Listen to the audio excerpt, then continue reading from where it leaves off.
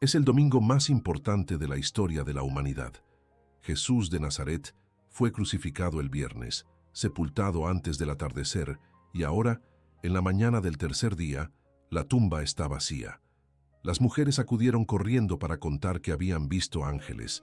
Pedro fue a la tumba y encontró solo las vendas de lino dobladas en el suelo. Toda Jerusalén murmura, algunos con temor, otros con asombro, todos sin saber qué pensar. Y en medio de aquel domingo, dos hombres hacen lo contrario de lo que cabría esperar. Mientras la noticia se extiende hacia el centro, ellos se alejan. Salen de Jerusalén a pie, siguiendo el camino que desciende hacia la costa, hacia un pueblo llamado Emaús, a 11 kilómetros de distancia. Caminan despacio, con el rostro apesadumbrado. Hablan entre ellos de todo lo sucedido, y mientras caminan y conversan, un desconocido se les acerca y comienza a caminar con ellos, al mismo ritmo, como si también se dirigiera en la misma dirección. Lo que sucede a continuación es una de las escenas más extraordinarias de las Escrituras, y también una de las más extrañas. El forastero pregunta, ¿de qué hablas? Los dos se detienen. Lo miran con una mezcla de tristeza e incredulidad. Y uno de ellos, llamado Cleofás, responde con una frase que trasciende 2000 años y sigue resonando. ¿Eres tú el único forastero en Jerusalén que ignora lo que ha sucedido en estos días?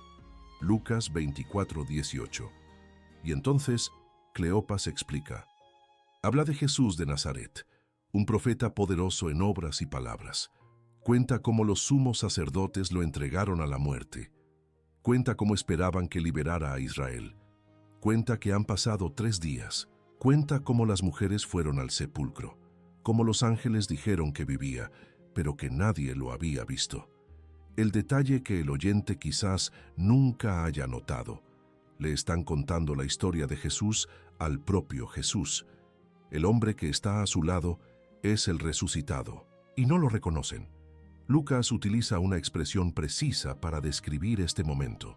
Dice que sus ojos no lo reconocieron. Lucas 24:16. El verbo griego es krateo, que significa retener, sujetar firmemente. No fue distracción, no fue falta de atención. Algo captó su atención. El resucitado caminaba a su alcance y no podían verlo. Y el Evangelio de Marcos añade, apareció en otra forma. Marcos 16:12. El mismo rostro, pero otra forma. El cuerpo glorificado no podía ser reconocido por los ojos de la carne. Necesitaba otro tipo de visión. Hoy es miércoles de la octava de Pascua. Y quizás se pregunten, si el evento ocurrió el domingo de Pascua, ¿por qué la Iglesia lo proclama un miércoles? La respuesta revela algo que muchos católicos desconocen. La octava de Pascua es la única semana del año en la que cada día se celebra como si fuera el domingo de Pascua. No es una semana cualquiera que sigue a la fiesta.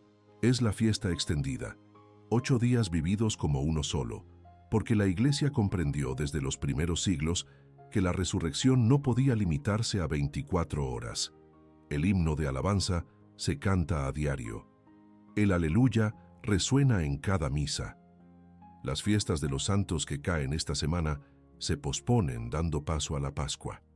Y los evangelios proclamados durante la octava repasan, uno a uno, los encuentros con Cristo resucitado.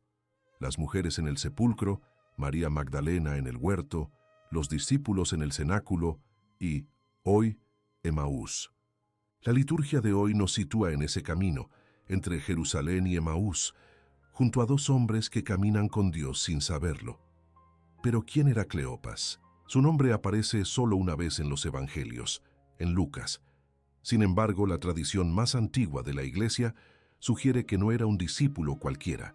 El historiador palestino Egesipo, que vivió en el siglo II y cuyos escritos fueron conservados por Eusebio de Cesarea en la historia eclesiástica, afirma que Cleofás era hermano de San José, lo que lo convertiría en tío de Jesús.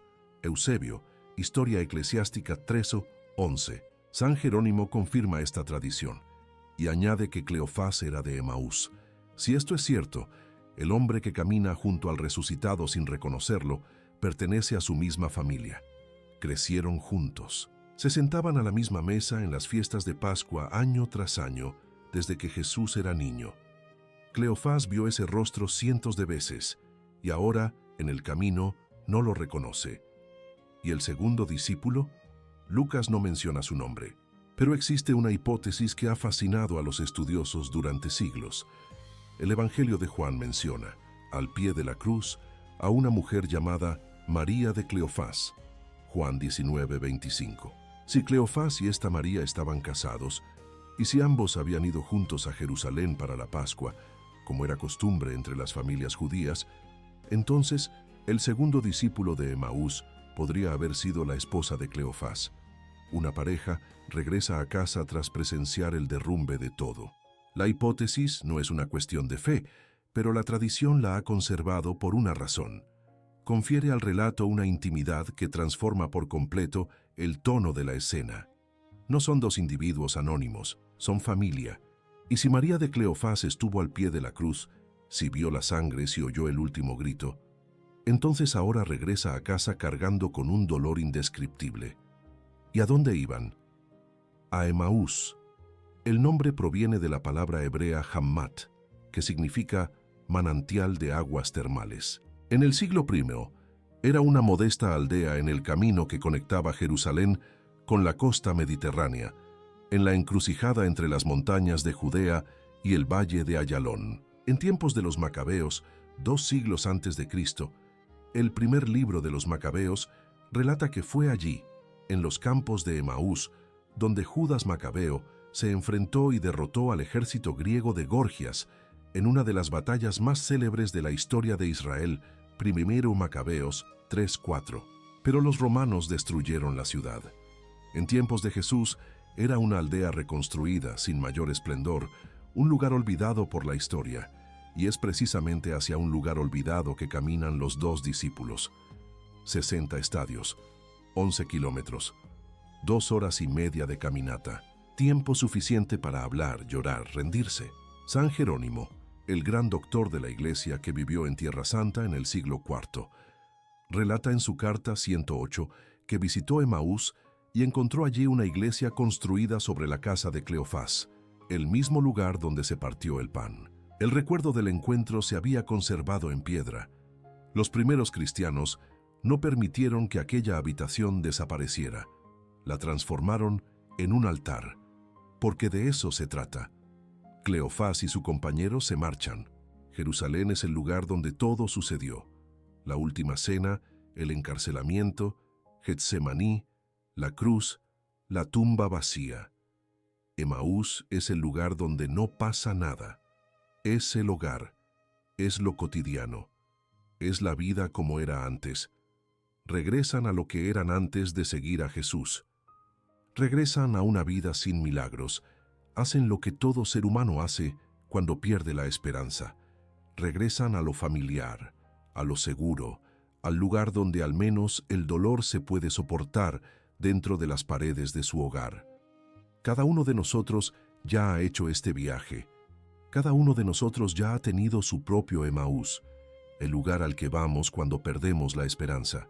Imagínese la escena, el sol de la tarde sobre las colinas de Judea, el camino de tierra serpenteando entre olivares y campos de trigo aún verdes en abril, el aire seco con aroma a tomillo silvestre y tierra calentada por el sol, 2 pares de sandalias levantando polvo, el sonido rítmico de pasos sobre piedras sueltas y el silencio entre frases. El silencio de alguien que ya ha dicho todo lo que tenía que decir y aún no ha encontrado consuelo. El rostro de Cleopas, marcado por 3 días sin dormir bien, con los ojos rojos, las manos gesticulando mientras habla y luego cayendo a sus costados, derrotado. Tenían esperanza. Lucas registró las palabras exactas. Teníamos la esperanza de que Él fuera quien redimiera a Israel. Lucas 24:21. Teníamos esperanza, en pasado. La esperanza ya había sido concebida y descartada. La liberación que esperaban era política. Un Mesías guerrero, un nuevo David, alguien que expulsaría a los romanos y restauraría el trono de Israel. No comprendían que la verdadera liberación venía a través de la cruz. No comprendían que la derrota era la victoria.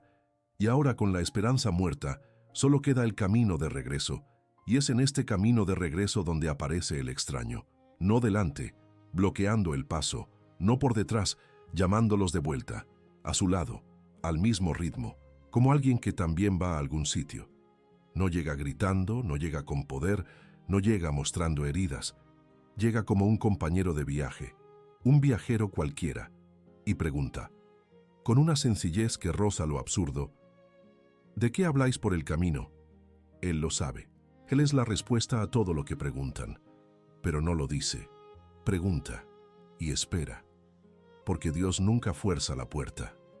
Llama y espera a que le abran. Y entonces, tras escuchar la historia que le contaron, su historia contada a él, Jesús hace algo que nadie esperaba. No se revela, no dice, soy yo, no muestra sus heridas, en cambio las reprende. ¡Qué insensatos sois y qué lentos para creer todo lo que los profetas han dicho! ¿Acaso no era necesario que el Mesías padeciera estas cosas y luego entrara en su gloria? Lucas 24, 25, 26. La reprimenda es severa pero amorosa. No es la reprimenda de un maestro irritado con alumnos débiles. Es la impaciencia de alguien que ama a quienes se niegan a ver lo que está ante sus ojos. Todo estaba escrito, todo había sido anunciado. Y ellos que conocían las Escrituras desde la infancia, que las habían escuchado proclamarse en la sinagoga cada sábado, no podían comprenderlo todo. Y comenzando por Moisés y todos los profetas, les explicó lo que se decía de él en todas las Escrituras.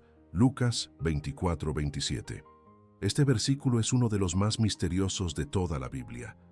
Allí, en aquel camino polvoriento, Jesús impartió la primera catequesis de la historia cristiana.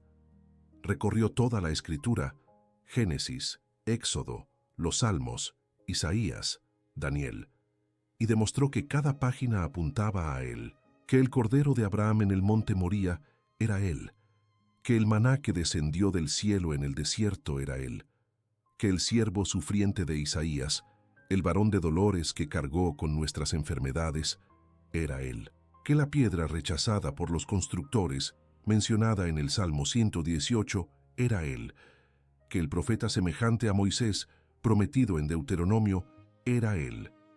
Y Lucas, el médico evangelista, el escritor más meticuloso del Nuevo Testamento, no registró ni una sola palabra de aquella homilía.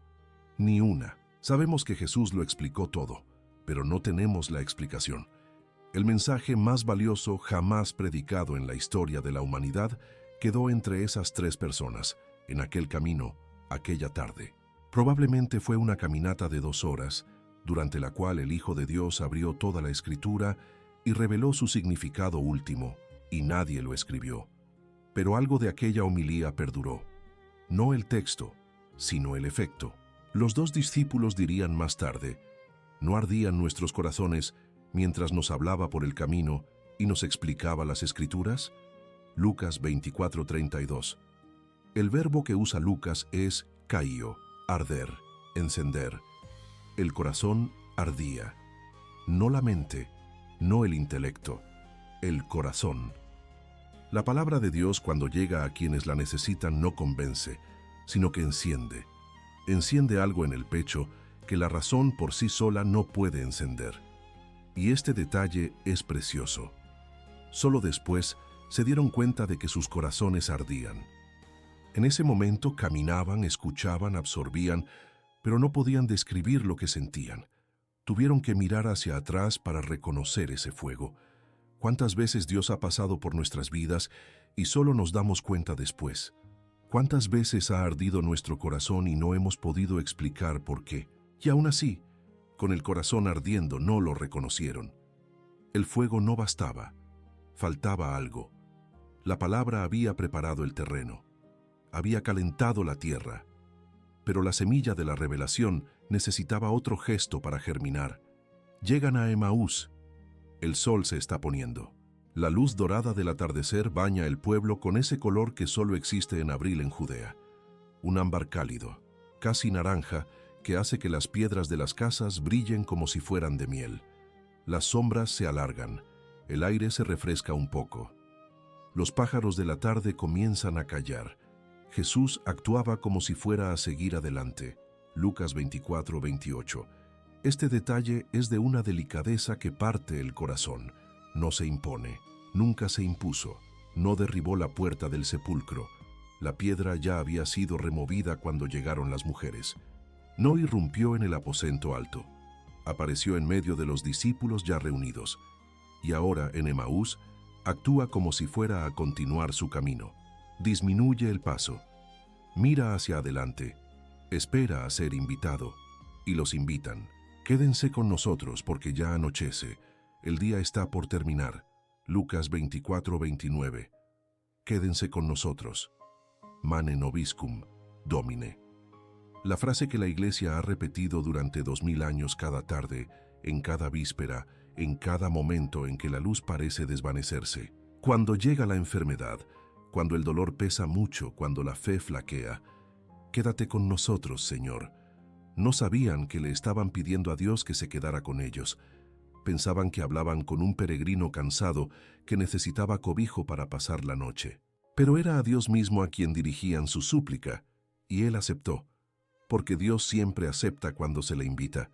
Nunca ha rechazado una puerta abierta. Entra. La puerta se cierra tras él. El ruido de la calle se queda fuera. Dentro, reina el silencio de una casa sencilla. Se sientan a la mesa. Y entonces sucede. Lucas describe la escena con 4 verbos exactos, en el mismo orden en que aparecen en el relato de la última cena. Tomó el pan, lo bendijo, lo partió y se lo dio. Lucas 24:30. Tomó, bendijo, partió, dio. Estos son los mismos 4 verbos de Lucas 22:19. Tomó el pan, dio gracias, lo partió y se lo dio a los discípulos. No es una coincidencia, es una repetición deliberada. El evangelista quiere que el oyente entienda. Lo que sucede en esa sencilla mesa en Emaús es lo que sucedió en el aposento alto en Jerusalén la noche de la última cena. Es el mismo gesto, es el mismo pan, es la misma presencia. Imagínense la escena. La habitación es pequeña, modesta, una mesa de madera desgastada por el uso, una lámpara de barro que se vuelve indispensable porque la luz de la ventana ya no basta. El pan sobre la mesa, una hogaza redonda sin levadura como las que se hornean en Semana Santa. El olor a aceite de la lámpara mezclado con el aroma del pan. Las manos del desconocido extendiéndose hacia el pan. Manos que 3 días antes fueron clavadas en una cruz. Manos que ahora toman, bendicen y parten. Y el sonido del pan partiéndose en el silencio de la habitación. Un crujido seco y suave que resuena como si el mundo entero estuviera escuchando. Entonces se les abrieron los ojos y lo reconocieron. Lucas 24:31. No fue la homilía lo que les abrió los ojos, no fue el camino, no fue el corazón ardiente, fue el pan partido, fue el gesto eucarístico, el mismo gesto que el sacerdote repite en cada misa del mundo, cada día, durante 2000 años. Tomó, bendijo, partió, dio. 4 verbos, 4 movimientos. Y en ese gesto, en ese instante en que el pan se parte, cae el velo, se les abren los ojos y ven lo que ha estado ante ellos durante 11 kilómetros, ven el rostro que siempre han conocido, ven las manos que ahora, a la luz de la lámpara, quizás muestran las marcas de los clavos. Y todo cobra sentido. La homilía, el corazón ardiente, su insistencia en acompañarlos, la gentileza de no imponerse, todo converge en ese instante. El pan se parte y la verdad se revela, y en ese mismo instante desaparece. Pero se desvaneció de su vista. Lucas 24:31. El reconocimiento y la ausencia son simultáneos. En el preciso instante en que saben quién es, ya no está. La silla está vacía. El pan partido está sobre la mesa. El aroma del pan aún perdura en el aire. Y los dos se miran con los ojos finalmente abiertos, en el silencio de quienes acaban de ser traspasados por algo indescriptible. Lo que queda sobre la mesa es lo mismo que queda en cada altar del mundo tras la consagración. Una presencia que ya no necesita un cuerpo visible para ser real. El pan partido es suficiente. La silla está vacía, pero la sala está más llena que nunca.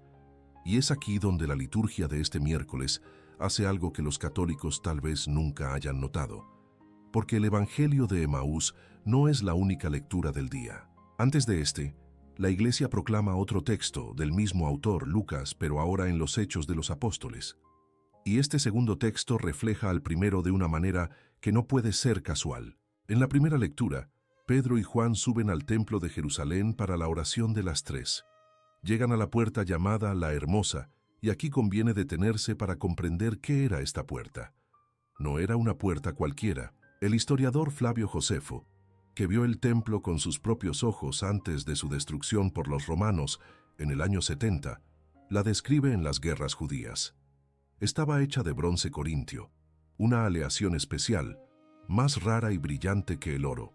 Medía unos 25 metros de altura y era tan pesada que se necesitaban 20 hombres para abrirla. Josefo afirma que el valor de esa puerta superaba con creces el de las otras 9 puertas del templo, a pesar de que éstas estaban recubiertas de oro y plata. Guerras Judías, Quinto 5:3. La puerta hermosa era la entrada más rica a Jerusalén. También se la conocía como la puerta de Nicanor, porque había sido donada por un rico judío de Alejandría llamado Nicanor, quien financió esa obra maestra de bronce corintio. Y allí, en el umbral de aquella riqueza abrumadora, colocaban cada día a un hombre cojo de nacimiento para que pidiera limosna. 40 años sin dar un paso. 40 años siendo llevado cada mañana a aquella puerta, sentado en el suelo frío frente al bronce que brillaba bajo el sol de la tarde, extendiendo la mano a los transeúntes.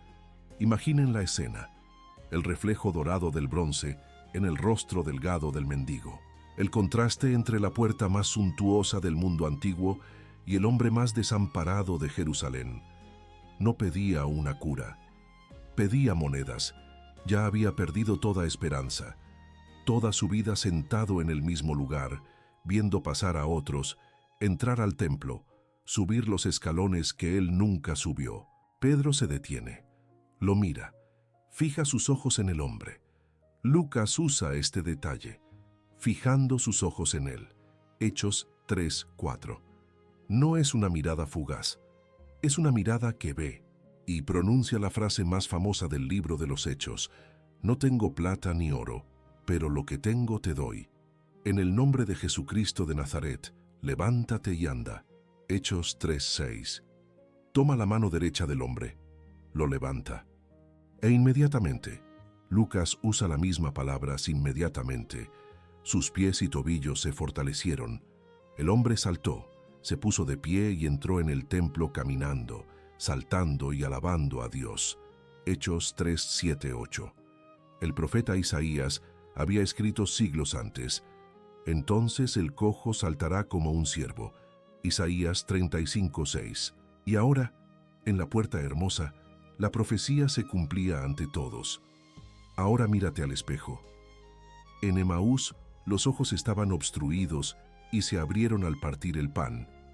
En la puerta hermosa, los pies estaban obstruidos y se mantuvieron firmes al pronunciar el nombre de Jesús. 2 textos del mismo autor, 2 obstáculos, 2 liberaciones. En Emaús el resucitado actúa mediante su presencia directa, pero no es reconocido hasta la fracción del pan. En la puerta hermosa, el resucitado actúa mediante el nombre pronunciado por Pedro, y es reconocido inmediatamente por la multitud que presenció el milagro.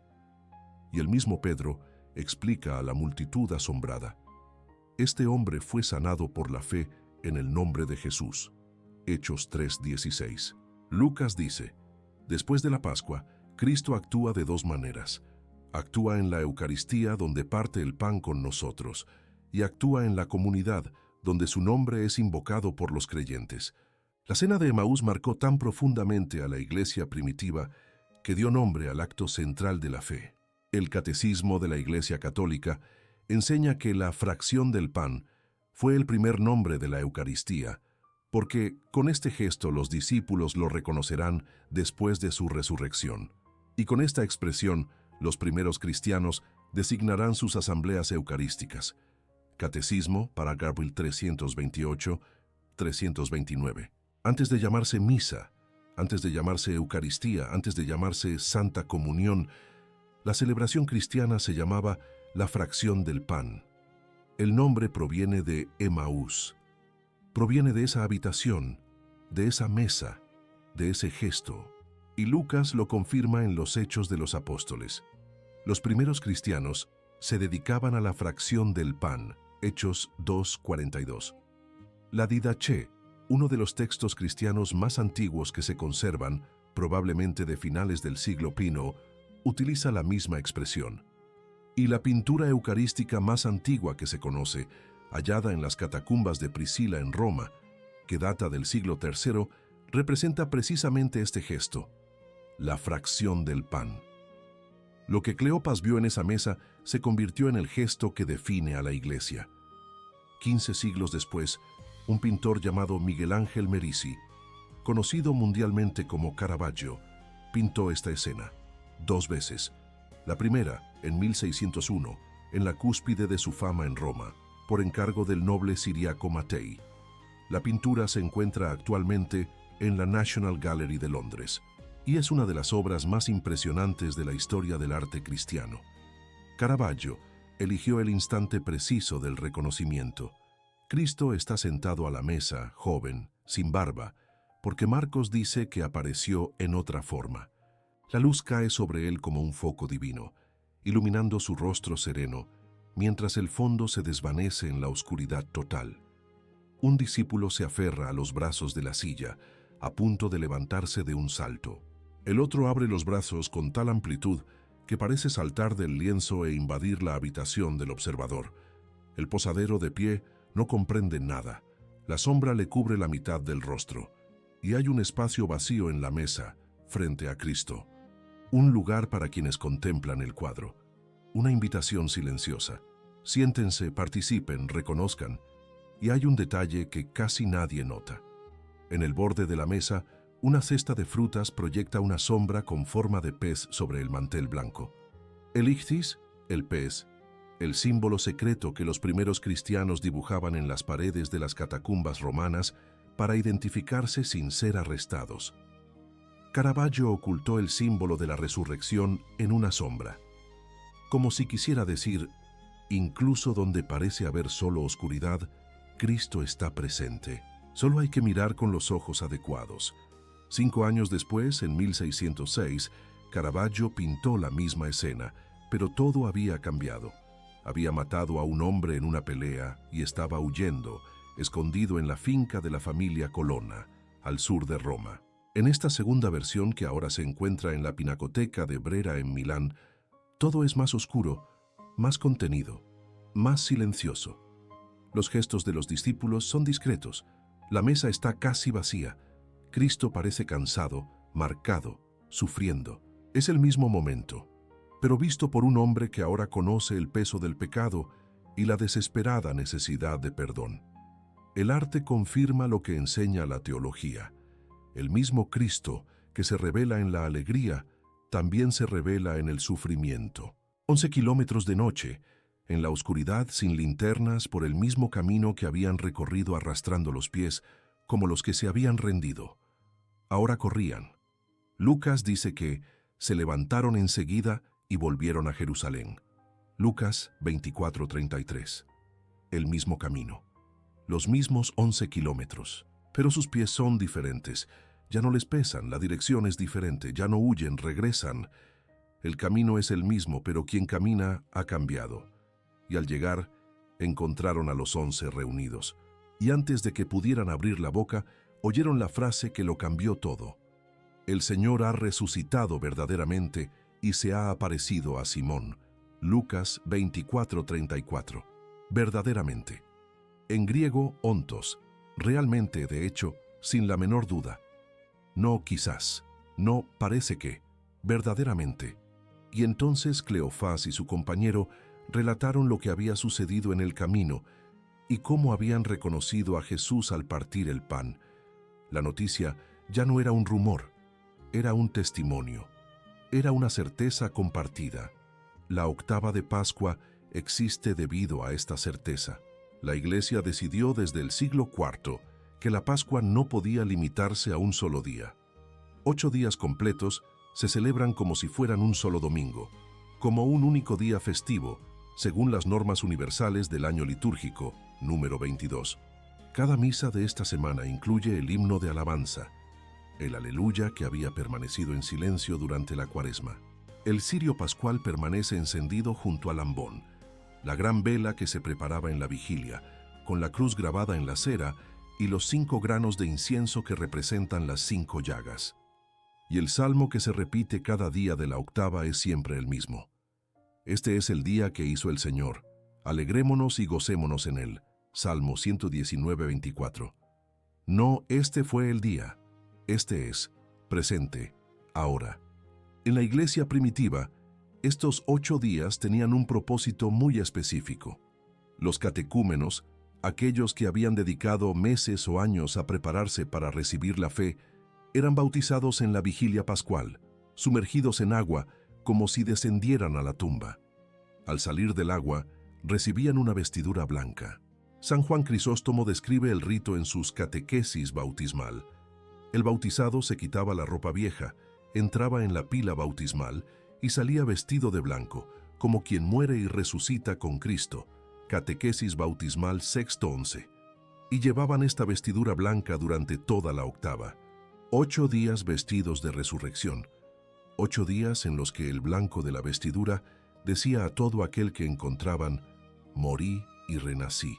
Solo el domingo siguiente, llamado por tanto Domingo de Albis, del latín in albis depositis, el día en que se quitan las vestiduras blancas, volvían a usar la ropa de diario. Pero la vida no volvía a ser la misma. Quien pasaba por el agua ya no era el mismo. Emaús es esto. Es el lugar donde se abren los ojos, no por la fuerza de los argumentos ni por la belleza de la homilía, aunque la homilía conmoviera profundamente. Los ojos se abren por el pan partido, por el gesto, por el sacramento, y cada misa es Emaús. El sacerdote lee las Escrituras y es Jesús explicando a Moisés y a los profetas en el camino. El sacerdote parte el pan y es Jesús tomando, bendiciendo, partiendo, dando. El coro canta al Cordero de Dios mientras la hostia se parte en las manos del celebrante, y es el mismo crujido seco y suave de aquella habitación en Emaús hace 2000 años. San Juan Pablo II escribió que los fieles pueden, en cierto modo, revivir la experiencia de los 2 discípulos de Emaús cada vez que se celebra la Eucaristía, porque allí se les abrieron los ojos y lo reconocieron. Eclesia de Eucharistia, Neuro 6. Los ojos de Cleopas estaban cerrados, pero se abrieron. No por inteligencia, no por esfuerzo, sino por el pan partido. Que la tuya también se abra. Si este mensaje te conmovió, compártelo con alguien que necesite escucharlo. Y que el Señor resucitado te acompañe, incluso cuando tus ojos aún no lo reconozcan. Que la paz del resucitado esté con vosotros.